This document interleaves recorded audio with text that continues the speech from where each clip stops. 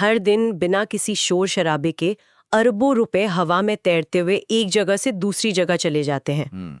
कोई ट्रकों का काफिला नहीं निकलता, कोई कैशियर बैठ के नोट नहीं गिनता। बिल्कुल, सब कुछ एकदम डिजिटल और अदृश्य होता है। हाँ, और सोचिए ना, एक तरफ कोई ऐसा इंसान है जो अपनी बरसों की मेहनत की कमाई किसी सुरक्षित जगह रखना चाहता है, और दूसरी तरफ कोई विशाल पावर प्लांट या कोई नई टेक कंपनी है जिसे रातों रात अपना काम दोगुना करना है। सही बात है।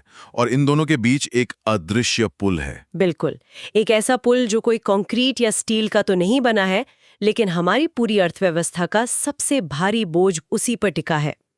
तो आज के इस विस्तारित विश्लेषण में हमारा मकसद इसी बुनियादी ढांचे को समझना है। हम NISM की PMS डिस्ट्रीब्यूटर्स वर्कबुक के दूसरे अध्याय के आधार पर सिक्योरिटीज मार्केट्स मतलब प्रतिभूति बाजार की कार्यप्रणाली पर गहराई से चर्चा करने वाले हैं। और ये जानना बहुत जरूरी है, क्योंकि ये सिस्टम कोई जादू से नहीं चलता।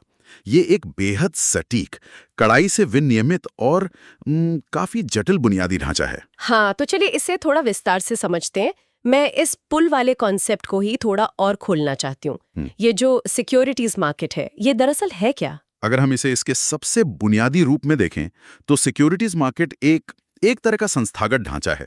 मतलब ये उन लोगों को जिनके पास अतिरिक्त पूंजी या बचत है, उन व्यवसायों और संस्थाओं से जोड़ता है जिन्हें कुछ नया बनाने या अपने व्यवसाय के विस्तार के लिए उस पैसे की सख्त जरूरत है। तो ये सिर्फ एक साधारण लेन देन का प्लेटफॉर्म नहीं है? नहीं, बिल्कुल नहीं। ये ढांचा तय करता है कि पैसा पारदर्शी तरीके से फ्लो हो और उसमें जो भी जोखिम शामिल हैं उनका सही से मूल्यांकन किया जा सके। अच्छा, तो ये सिर्फ किसी को पैसा उधार देने और रसीद लेने जैसा नहीं है। मुझे याद है स्रोत सामग्री में सिक्योरिटीज कॉन्ट्रैक्ट्स रेगुलेशन एक्ट 1956 का जिक्र था, मतलब SCRA का। इसने तो सिक्योरिटीज की एक पूरी लंबी चौड़ी कानूनी परिभाषा दी है। हाँ, SCRA 1956 एक बहुत ही महत्वपूर्ण कानूनी पहलू है। इसके तहत सिक्योरिटी शब्द का दायरा बहुत ज्यादा व्यापक है। इसमें सिर्फ शेयर बाजार वाले इक्विटी शेयर ही नहीं आते? हाँ, मैं वही सोच रही थी कि इसमें और क्या क्या शामिल होता है। देखिए, इसमें बॉन्ड्स, डिबेंचर्स, डेरिवेटिव्स और म्यूचुअल फंड की यूनिट्स तो आती ही हैं, लेकिन इसके अलावा पूल्ड इन्वेस्टमेंट व्हीकल्स और स्पेशल पर्पस एंटिटीज द्वारा जारी की गई जो सिक्योरिटी रिसीप्ट्स होती है ना, वो भी इसी के दायरे में आती हैं। अरे वाह, मतलब दायरा सच में काफी बड़ा है। बिल्कुल, यहाँ तक कि अगर सरकार किसी बहुपक्षीय संस्थान जैसे मान लीजिए एशियाई विकास बैंक के साथ मिलकर कोई ऑनशोर रुपया बॉन्ड जारी करती है, तो उसे भी कानूनी तौर पे सिक्योरिटी ही माना जाएगा। थोड़ा रुकते हैं यहाँ पर। ये पूल्ड इन्वेस्टमेंट व्हीकल्स और सिक्योरिटी रिसीट्स जैसे शब्द सुनने में काफी भारी लगते हैं। अगर ये सब सिर्फ पैसे के लेन देन की रसीदें नहीं हैं, तो एक सिक्योरिटी असल में किस चीज का प्रतिनिधित्व करती है? मैं समझाता हूँ। इसे एक तरह से अधिकारों और दावों के एक कानूनी कॉन्ट्रैक्ट की तरह समझना चाहिए। कानूनी कॉन्ट्रैक्ट? हाँ, मतलब एक सिक्योरिटी दरअसल दो पार्टियों के बीच पैसे के आदान प्रदान की जो शर्तें होती हैं, उन्हें लॉक कर देती है। जैसे जब कोई किसी कंपनी का इक्विटी शेयर खरीदता है, तो उसे उस कंपनी में आनुपातिक स्वामित्व मिलता है, ओनरशिप मिलती है। अच्छा, तो उसे वोट देने का अधिकार भी मिलता होगा? बिल्कुल, वोटिंग राइट्स मिलते हैं। वहीं अगर कोई कंपनी का बॉन्ड या डिबेंचर खरीदता है, तो उसे कंपनी की संपत्तियों पर एक कानूनी दावा मिलता है, मतलब क्लेम करने का राइट। हाँ, इसका मतलब यह है कि अगर कंपनी कभी दिवालिया होती है, तो शेयर धारकों से पहले बॉन्ड होल्डर्स का पैसा चुकाया जाएगा। हर सिक्योरिटी अपने साथ एक अलग तरह का जोखिम और रिटर्न का स्ट्रक्चर लेकर आती है। समझ गई। इसका मतलब है कि ये बाजार अलग अलग तरह के निवेशकों की जो जोखिम लेने की क्षमता है, उसको कंपनियों की पूंजी की जरूरत के साथ मैच करता है। एकदम सही। अगर ये सिस्टम ना हो तो शायद हर किसी को अपना पैसा फिक्स डिपॉजिट में ही रखना पड़े, भले कोई ज्यादा रिटर्न के लिए जोखिम उठाने को तैयार हो। लेकिन यहाँ एक स्वाभाविक सवाल पैदा होता है, ये शेयर या बॉन्ड पहली बार इस बाजार में आते कैसे हैं? देखिए, किसी भी सिक्योरिटी का जन्म प्राइमरी मार्केट यानी प्राथमिक बाजार में होता है। प्रतिभूति बाजार के दो मुख्य हिस्से हैं और प्राइमरी मार्केट वो पहला दरवाजा है जहां से कोई कंपनी या सरकार पहली बार निवेशकों से नई पूंजी जुटाने के लिए अपनी प्रतिभूतियां जारी करती है। मतलब यहाँ पैसा सीधा निवेशक की जेब से निकलकर कंपनी के बैंक खाते में जाता है? बिल्कुल, सीधा कंपनी के पास। तो ये वही है जिसे दुनिया IPO यानी इनिशियल पब्लिक ऑफर के नाम से जानती है ना? हाँ, IPO इसका सबसे मशहूर तरीका है। यहाँ बात सच में बहुत दिलचस्प हो जाती है, क्योंकि मुझे लगता है कि जो लोग बाजार को थोड़ा बहुत फॉलो करते हैं उन्हें आईपीओ के बारे में तो पता ही होता है, लेकिन असली सवाल ये है कि आईपीओ के अलावा भी तो पूंजी जुटाने के कई तरीके होंगे। बिल्कुल है। मान लीजिए कोई कंपनी पहले से लिस्टेड है, लेकिन उसे अचानक किसी नए प्रोजेक्ट के लिए बहुत सारे पैसों की जरूरत पड़ जाए और वो आम जनता के पास जाने के उस लंबे प्रोसेस से बचना चाहती है, तो उसके पास क्या विकल्प है? यहीं पर प्राइवेट प्लेसमेंट और प्रेफरेंशियल इशू जैसे विकल्प काम आते हैं। जब कोई कंपनी आम जनता के पास जाने के बजाय 200 से कम लोगों के एक चुनिंदा समूह को शेयर ऑफर करती है, तो कंपनी अधिनियम 2013 के तहत उसे प्राइवेट प्लेसमेंट कहा जाता है। इसका मतलब ये है कि कंपनी अपने जानने वालों या कुछ चुनिंदा बड़े निवेशकों को सस्ते में शेयर दे सकती है। ये तो आम रिटेल निवेशकों के साथ एक तरह की नाइंसाफी हो सकती है। आप ऐसा क्यों सोच रही हैं? मतलब मान लीजिए किसी कंपनी ने एक खास समूह को बहुत कम दाम पर शेयर दे दिए और उन लोगों ने अगले ही दिन खुले बाजार में ऊंचे दाम पर वो शेयर बेचकर भारी मुनाफा कमा लिया। इस हिट एंड रन तरीके से तो छोटे निवेशक पिस जाएंगे ना। ये एक बहुत ही सटीक विश्लेषण है आपका, और ठीक इसी डर की वजह से सेबी ने प्रेफरेंशियल इशू के लिए बेहद कड़े नियम बनाए हैं। कैसे नियम? जब कोई लिस्टेड कंपनी किसी खास समूह को शेयर जारी करती है, तो वो अपनी मर्जी से कोई भी कीमत तय नहीं कर सकती। सेबी का एक स्ट्रिक्ट प्राइसिंग फॉर्मूला है जो पिछले कुछ महीनों की औसत कीमत पर आधारित होता है। हाँ बिल्कुल, वो फॉर्मूला पिछले कुछ महीनों की औसत बाजार कीमत के आधार पर शेयर का न्यूनतम मूल्य तय करता है। और सिर्फ इतना ही नहीं, सेबी एक लॉक इन पीरियड भी लगाता है। यानी वो खास समूह एक तय समय तक उन शेयरों को बाजार में बेच ही नहीं सकता। एकदम सही। लॉक इन का सीधा सा मतलब है कि अगर आपने थोक में शेयर लिए हैं, तो आपको कंपनी के साथ लंबी अवधि के लिए जुड़ना होगा। आप तुरंत मुनाफा लेकर भाग नहीं सकते। इससे जो रिटेल निवेशक हैं, उनके हितों की रक्षा होती है। ये तो बहुत बढ़िया बात है। हाँ, और इसके अलावा अगर लिस्टेड कंपनियों को सिर्फ स्मार्ट मनी, मतलब बड़े संस्थागत निवेशकों से बहुत तेजी से पैसा जुटाना हो, तो वे QIP यानी क्वालिफाइड इंस्टीट्यूशंस प्लेसमेंट का रास्ता चुनती हैं। ये QIPQ, इसमें क्या अलग है आईपीओ से? देखिए, रिटेल निवेशकों से पैसा जुटाने की प्रक्रिया बहुत लंबी होती है। उसमें प्रोस्पेक्टस फाइल करना, सेबी से मंजूरी लेना, मार्केटिंग करना, इन सब में महीनों लग जाते हैं। हाँ, क्योंकि आम आदमी को जोखिम से बचाना जरूरी है। बिल्कुल, लेकिन जो बड़े म्यूचुअल फंड्स या विदेशी बैंक हैं, उन्हें इस तरह की हैंड होल्डिंग की जरूरत नहीं होती। वे खुद वित्तीय विशेषज्ञ होते हैं, इसलिए सेबी कंपनियों को QIP के जरिए इन संस्थानों से बहुत कम समय में पैसा जुटाने की अनुमति देता है। अच्छा, ये तो बात हो गई बाहर से नया पैसा लाने की। स्रोत सामग्री पढ़ते हुए मुझे राइट्स इशू और बोनस इशू में एक बड़ी दिलचस्प बात नजर आई। क्या बात? राइट्स इशू मुझे किसी VIP क्लब के एक्सक्लूसिव पास जैसा लगता है। मतलब अगर कोई पहले से ही कंपनी का शेयर धारक है, तो कंपनी बाजार में जाने से पहले उसे डिस्काउंट पर और शेयर खरीदने का अधिकार देती है। हाँ, ये बिल्कुल VIP पास जैसा ही है। ये तो समझ आता है, लेकिन बोनस इशू का मैकेनिज्म थोड़ा उलझाने वाला है। मतलब कोई कंपनी मुफ्त में शेयर कैसे बांट सकती है? ये उलझन अक्सर होती है। इसे आपके VIP क्लब वाले उदाहरण से ही आगे बढ़ाते हैं। राइट्स इशू में कंपनी आपको निमंत्रण देती है कि हम आपको और शेयर दे रहे हैं, लेकिन आपको अपनी जेब से और पैसे देने होंगे। कंपनी को नया पैसा मिलता है। हाँ, वो तो क्लियर है। लेकिन बोनस इशू को एक पिज्जा की तरह सोचिए। पिज्जा, चलिए इसे समझते हैं। मान लीजिए आपके पास एक पिज्जा है जिसे 6 टुकड़ों में काटा गया है। अब अगर कोई उसी पिज्जा को 6 की बजाय 8 या 12 टुकड़ों में काट दे, तो क्या आपके पास पिज्जा की कुल मात्रा बढ़ गई? नहीं, बस टुकड़ों की संख्या बढ़ गई और हर टुकड़े का आकार छोटा हो गया। बोनस इशू ठीक ऐसा ही है। कंपनी बाजार से कोई नया पैसा नहीं जुटाती। उसके पास जो बरसों का फ्री रिजर्व्स या पुराना मुनाफा इकट्ठा रखा होता है, वो बस उस अकाउंटिंग मुनाफे को अपनी शेयर पूंजी में बदल देती है। ऐसे कैपिटलाइजेशन ऑफ रिजर्व्स कहते हैं। ओहो, यानी शेयर धारक के पास शेयरों की संख्या तो बढ़ जाती है, लेकिन उसी अनुपात में प्रति शेयर की कीमत बाजार में गिर जाती है। निवेशक की कुल संपत्ति रातों रात नहीं बढ़ती। एकदम सही।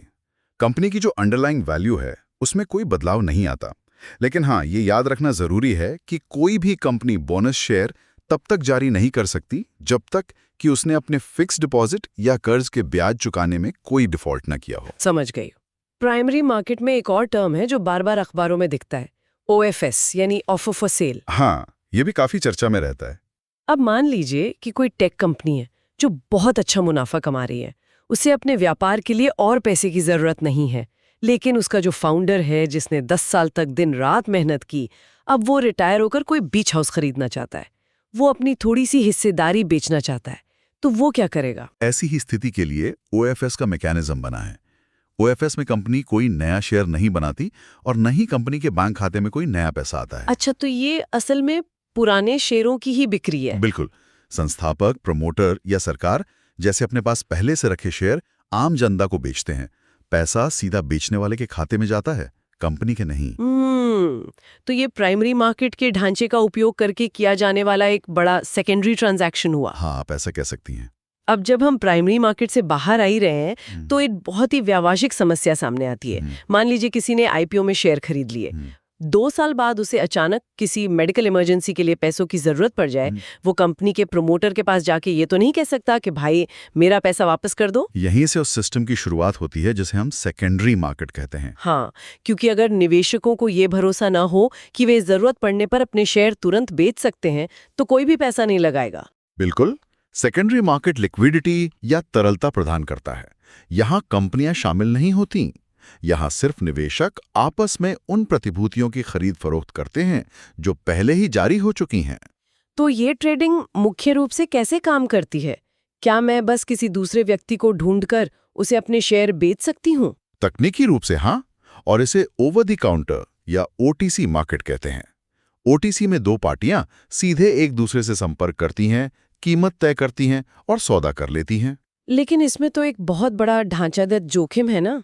कैसा जोखिम? मैंने किसी अनजान व्यक्ति के साथ सौदा कर लिया, मैंने उसे पैसे ट्रांसफर कर दिए, लेकिन सेटलमेंट वाले दिन उसने मुझे शेयर देने से मना कर दिया या वो दिवालिया हो गया तो? इस जोखिम को काउंटर पार्टी रिस्क कहा जाता है।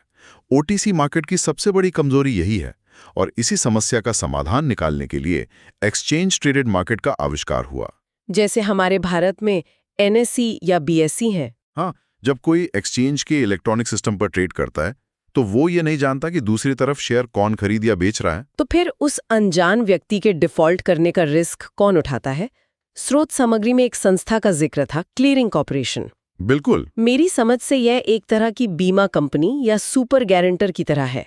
मतलब अगर सौदा क्रैश हो गया तो क्या क्लियरिंग कॉर्पोरेशन आकर पैसे की भरपाई कर देता है? बीमा कंपनी वाली ये तुलना थोड़ी सी भ्रामक हो सकती है। अच्छा, कैसे? इसे ऐसे समझना बेहतर होगा, बीमा कंपनी तब पैसा देती है जब आपकी गाड़ी का एक्सीडेंट हो चुका होता है, लेकिन क्लियरिंग कॉर्पोरेशन ये सुनिश्चित करता है कि एक्सीडेंट हो ही ना। वो दूसरी गाड़ी के ड्राइवर की सीट पर खुद बैठ जाता है। अरे वाह, ये तो बहुत दिलचस्प है। कानूनी भाषा में इस मैकेनिज्म को नोवेशन कहते हैं। नोवेशन? इसका असल में काम करने का तरीका क्या है? मान लीजिए पार्टी ए ने पार्टी बी को शेयर बेचे, क्लियरिंग कॉर्पोरेशन तुरंत उन दोनों के बीच में आ जाता है और सौदे को 2 हिस्सों में तोड़ देता है।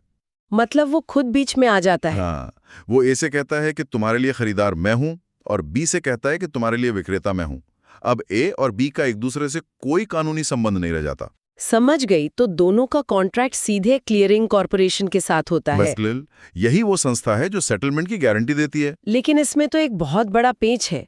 अगर ये क्लियरिंग कॉर्पोरेशन सारे के सारे सौदों में बीच में आ रहा है तो पूरे देश के शेयर बाजार का सारा जोखिम तो इसके सिर पर आ गया। हाँ, जोखिम तो है। अगर कल को बाजार में भारी गिरावट आ जाए और कई बड़े ट्रेडर एक साथ डिफॉल्ट कर जाएं, तो ये सुपर गारंटर खुद ही डूब जाएगा और अगर ये डूबा तो पूरी अर्थव्यवस्था चरमरा जाएगी। ये बहुत ही वाजिब चिंता है और 2008 के वित्तीय संकट के दौरान दुनिया ने ऐसी संस्थाओं के महत्व को करीब से देखा था।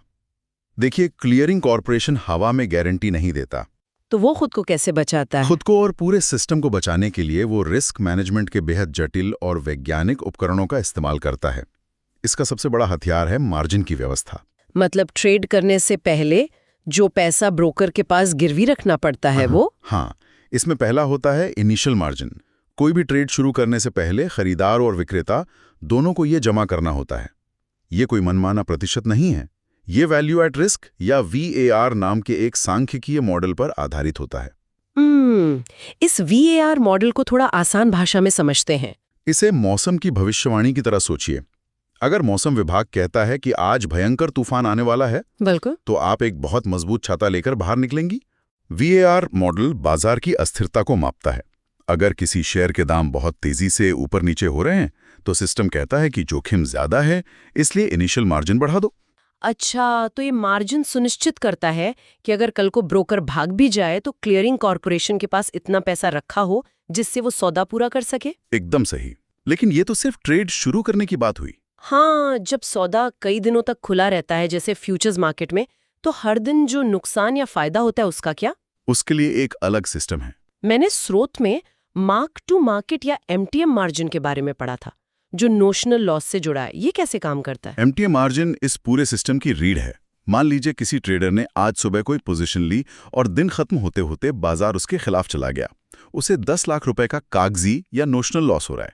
तो क्या क्लियरिंग कॉर्पोरेशन महीने के अंत तक इंतजार करेगा? बिल्कुल नहीं। वो ये नहीं कहेगा कि कोई बात नहीं, महीने के अंत में हिसाब कर लेंगे। अच्छा, तो मतलब रोज का रोज हिसाब। बिल्कुल।